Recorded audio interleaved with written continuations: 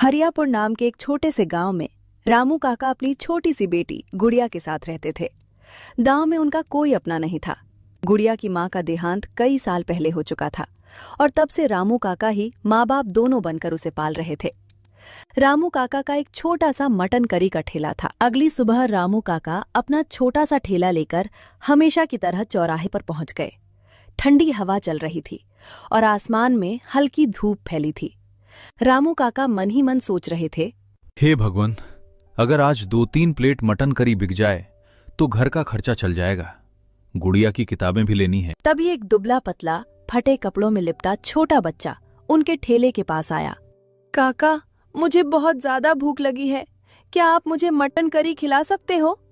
पैसे अभी नहीं हैं। रामू काका ने उसकी हालत देखी, दिल भर आया। उन्हें अपनी ही गुड़िया याद आ गई। अरे बेटा, क्यों नहीं, खाना भूखों का हक है। ये ले, गर्मा गर्म एक प्लेट। वो पूरी प्लेट चुपचाप खा गया और बोला, धन्यवाद काका, भगवान आपको बहुत खुश रखे। कुछ देर बाद दूसरे गांव से एक आदमी आया, लखन। उसके कपड़ों और चाल ढाल से लगता था कि वो थोड़ा संपन्न है। अरे काका, इस उम्र में भी ठेला लगाए हुए हो? क्या बताऊं बेटा, घर में बैठे बैठे मन नहीं लगता, ऊपर से कमाने वाला भी और कोई नहीं। एक ही बेटी है मेरी, गुड़िया। बस रोज 2-3 प्लेट बिक जाती हैं तो गुजारा हो जाता है, और मुझे चाहिए भी क्या। सही बात है काका, चलिए मेरे लिए भी एक प्लेट लगा दीजिए। रामू काका ने तुरंत एक प्लेट गर्मा गर्म करी परोसी।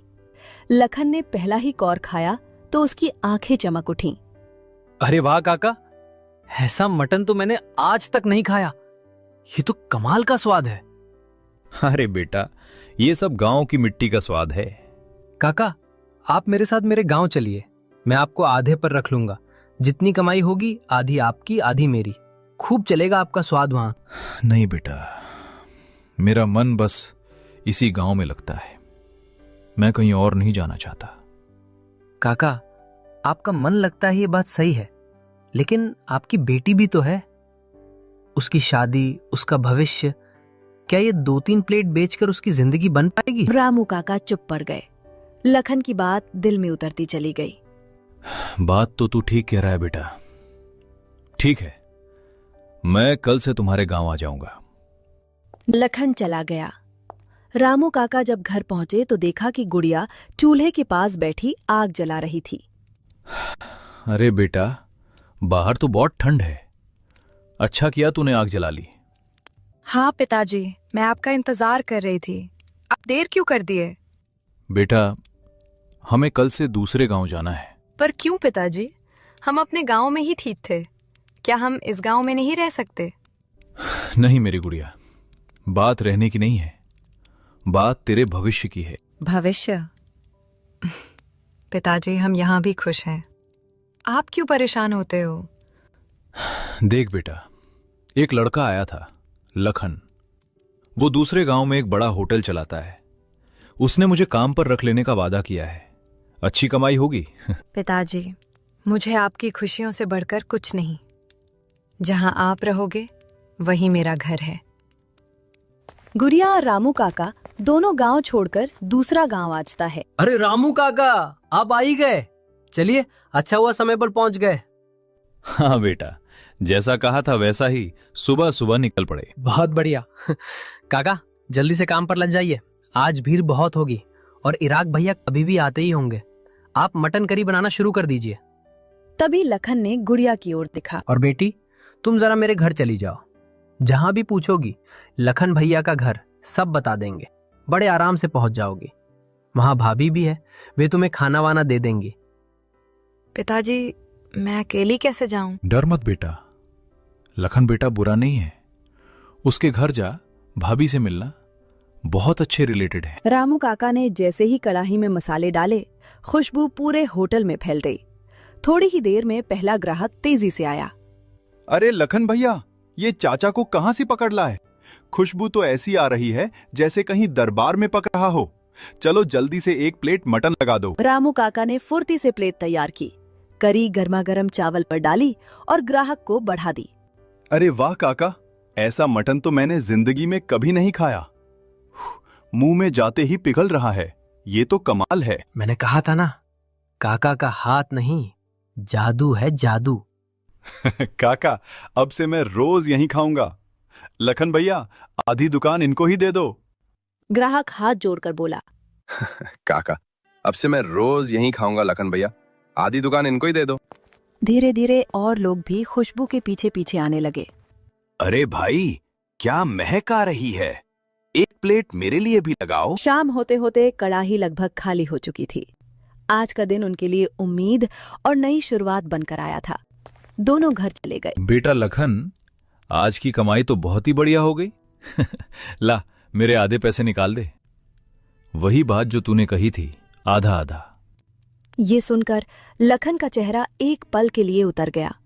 मन में सोचने लगा, अरे काका का मटन तो सच में जादू है। अगर आज ही मैंने इन्हें आधे पैसे देने में टालमटोल की तो कहीं ये नाराज होकर वापस अपने गांव ना चले जाएं। काका, मैं तो बस निकाल ही रहा था। आपकी मेहनत है, आपका हाथ भी है। वो पैसे गिनने लगा, पर उसके हाथ में हल्की कंपकपी थी। भगवान तेरा भला करे बेटा। आज पहली बार ऐसा लग रहा है कि मेरी गुड़िया की जिंदगी संभल जाएगी। काका, कल हमें और भी जल्दी उठना होगा। सुबह सुबह ही मटन बनाना है। आज की तरह अगर भीड़ लगी तो पूरा गांव हमारे होटल की तरफ भागेगा। अगले दिन सुबह सुबह ठंड पहले से भी ज्यादा तेज थी। कड़ाही से उठती भाप और खुशबू पूरे होटल में फैलने लगी।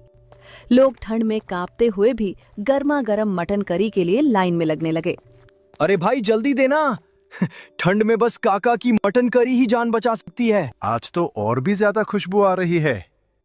तभी रोज आने वाला एक खास ग्राहक आया, राहुल। काका, मैं आज फिर आ गया। आपके हाथ की मटन करी के लिए तो मैं रोज यहाँ तक पैदल आता हूँ। ऐसा स्वाद तो पूरी दुनिया में नहीं मिलेगा। अरे बेटा, तू रोज इतना दूर से आता है, मुझे तो शर्म आ जाती है। भगवान तेरा भला करे। काका, आपका खाना मेरे लिए दवा जैसा है। ठंड में आपका गरम मटन, वाह। लखन भैया, आपने बड़ा अच्छा फैसला किया इन्हें लाके। ये सुनकर लखन के चेहरे पर हल्की तकरार की झलक आ गई। अंदर ही अंदर वो बुरी तरह जल उठा। हर कोई बस काका काका करता है। अरे दुकान किसकी है, नाम किसका है, मुनाफा किसका होना चाहिए। अब तो मैंने मटन करी बनाना सीख भी लिया है, फिर इस बूरे को रखने की क्या जरूरत। आज रात ही से निकाल दूंगा, पूरी कमाई मेरी होगी। पूरा दिन भीड़ पहले दिन से भी ज्यादा रही। हर प्लेट की तारीफ सिर्फ एक ही नाम से शुरू और खत्म हो रही थी। दुकान बंद करके दोनों अपने अपने घर जाने लगते। काका, मेरे आधे पैसे निकाल दो। आज अच्छी कमाई हुई है। हाँ बेटा, क्यों नहीं। ये ले तेरे आधे पैसे। ऊपर वाले की मेहर है, आज अच्छा दिन रहा।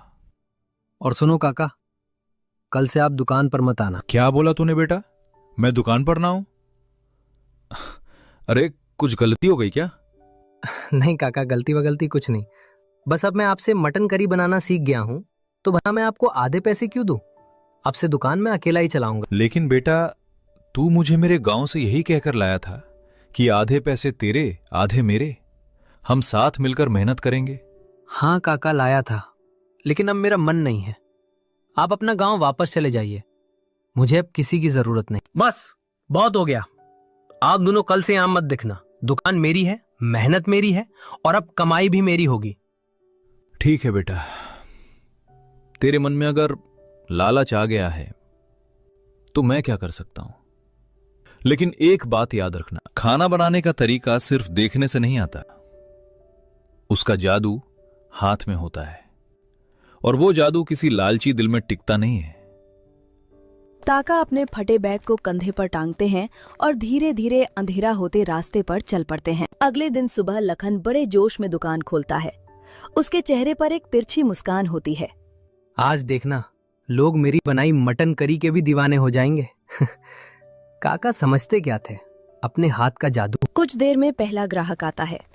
अरे लखन भैया, एक दमदार मटन करी दे दो, ठंड में गर्मा गर्म मजा आ जाएगा। गिरा पहला निवाला मुंह में डालता है और उसका चेहरा तुरंत बिगड़ जाता है। अरे ये क्या है, ये मटन करी है या उबला हुआ पानी? स्वाद कहाँ है, मसाला कहाँ है, मटन कच्चा क्यों लग रहा है? लखन एक पल को हक्का बक्का रह जाता है। क्या बोल रहे हो भाई, जैसे रोज बनती थी वैसे ही बनाई है। नहीं बत करो, ये तो बिल्कुल खराब है। मैं तो खत्म भी नहीं कर पा रहा। इतने में सुनील तेजी से आता है, हाथ रगड़ता हुआ, ठंड से जूझते हुए। लखन भाई जल्दी से एक प्लेट मटन करी लगा दो, ठंड में कुछ गरम खा लूं। और काका कहाँ है? दिख नहीं रहे 2 दिन से। लखन बिना जवाब दिए प्लेट रख देता है। सुनील कौर लेता है और तुरंत थूकने जैसा मुंह बनाता है। अरे ये किसने बनाई है? ये तो बिल्कुल खराब है। मैंने तो काका के हाथ की करी खाई है, उसमें तो जान होती थी। लेकिन ये तो कुछ भी नहीं है। लखन की भौहें सिकुड़ जाती हैं। यार प्लीज ऐसे मत बोलो, बन तो वैसे ही रही है जैसे काका बनाते थे। अरे हाँ हाँ, बिल्कुल बेकार है। मटन जैसे कच्चा पड़ा हो, मसाला जैसे कहीं खो गया हो। अरे लखन भाई, ये आपके बस की बात ही नहीं है। सच कहें तो बेटा, काका के हाथ में सच में कोई जादू था और तूने उन्हें निकाल दिया लालच में। एक एक करके सारे ग्राहक प्लेटें छोड़कर चल देते हैं। दुकान के सामने सन्नाटा छा जाता है। राहुल को कई दिनों से काका की याद सताने लगती है। काका की बनाई मटन करी का स्वाद ही नहीं, उनकी हंसी, उनकी बातें सब उसके दिल में बस गए थे। एक दिन वो ठंड में कांपते कांपते काका के गांव पहुंच जाता है। अरे काका, अब यहाँ क्या कर रहे हो? आपने दुकान क्यों छोड़ दी? अब तो आप हमारे गांव में दिखते भी नहीं। सब लोग आपको बहुत याद कर रहे हैं। क्या बताऊं बेटा राहुल, दिल टूट गया बस। लखन मुझे मेरे गांव से ये बोलकर लाया था कि आधी कमाई उसकी और आधी मेरी। सोचा था चलो मेहनत कर लूंगा, गुजारा हो जाएगा। पर जैसे ही कमाई बढ़ी, उसका मन बदल गया। काका, उसने बहुत गलत किया आपके साथ। लालची इंसान था वो, आपको इस्तेमाल किया और फिर निकाल दिया। लेकिन काका, एक बात जान लो, किसी के देखने से रेसिपी नहीं सीखी जा सकती। आपके हाथ में जो जादू है। बेटा, अब कहां से शुरू करूं? न ठेला है, न बर्तन, न ही पैसे बचे हैं। थोड़े बहुत जो जमा थे, सोच रहा हूं बेटी की शादी कर दूं। मेरी उम्र भी ढल रही है बेटा, किस किस चीज के लिए भागूं? काका, आपने मुझे हमेशा बेटे की तरह प्यार दिया है। अब आपकी बारी है कि मुझे आपको संभालने दो। नहीं बेटा, मैं तेरे पैसों पर बोझ नहीं बनना चाहता। तू खुद मेहनत करता है, तेरे भी तो सपने होंगे। काका, आप बोझ नहीं, गौरव हो मेरे लिए। और रही सपनों की बात, मेरा एक ही सपना है, आपकी दुकान फिर से चले, आपकी मटन करी से गांव में खुशबू फैल जाए और आपकी बेटी की शादी धूमधाम से हो जाए। तू सच कह रहा है बेटा? क्या तू मेरे साथ ठेला चलाएगा? हाँ काका, आप बनाना, मैं बेचना। आपका सम्मान हमेशा सबसे ऊपर रहेगा और कसम से मैं आपको कभी अलग नहीं करूंगा। हम दोनों एक टीम रहेंगे। राहुल के साथ काका का ठेला दोबारा लग चुका था। सुबह सुबह गांव की गलियों में मसालों और देसी घी की खुशबू फैलने लगी थी। कुछ ही दिनों में ठेले पर भीड़ उमड़ने लगी। पहला ग्राहक गरम गरम भाप उठती कढ़ाई देखता ही बोल उठता, अरे काका, आप वापस आ गए। हम तो समझ बैठे थे कि अब कभी आपका मटन खाने को नहीं मिलेगा। कहाँ जाऊंगा मेरे भाइयों, बस जिंदगी ने थोड़ी परीक्षाएं ली थीं। अब आया हूं तो रोज ताजी गरम गरम मटन करी खिलाऊंगा। आप जैसे लोगों की दुआएं जो साथ हैं। ग्राहक पहला निवाला खाते ही तालियां बजा देता है। अरे वाह काका, ये तो वही पुराना जादुई स्वाद। कदम जबरदस्त। आपके हाथ का मटन तो दिल में उतर जाता है। कई महीनों से दुकान बहुत अच्छा चल रहा था। राहुल भी काका की तरह प्यार और सफाई से मटन करी बनाना सीख चुका था। काका बिस्तर पर लेटे थे। राहुल घबराकर उनके पास बैठ गया। काका, क्या हुआ? आप ऐसे क्यों लेटे हो? डॉक्टर को बुलाऊं? नहीं बेटा, मुझे लगता है मेरी उम्र का वक्त पूरा हो रहा है। बस कुछ बात मैं तुझसे कहना चाहता हूं। काका, ऐसी बात मत कहिए, आप ठीक हो जाओगे। बताइए क्या कहना है? आपकी हर बात मेरे लिए हुक्म है। राहुल, तेरे ऊपर एक जिम्मेदारी छोड़कर जा रहा हूं। मेरी गुड़िया, मेरी बेटी, इस दुनिया में उसका कोई नहीं बचा मेरे बाद। पिताजी, आप हमें छोड़कर मत जाइए, हम अकेले कैसे रहेंगे? बेटी, हर इंसान को एक दिन जाना होता है।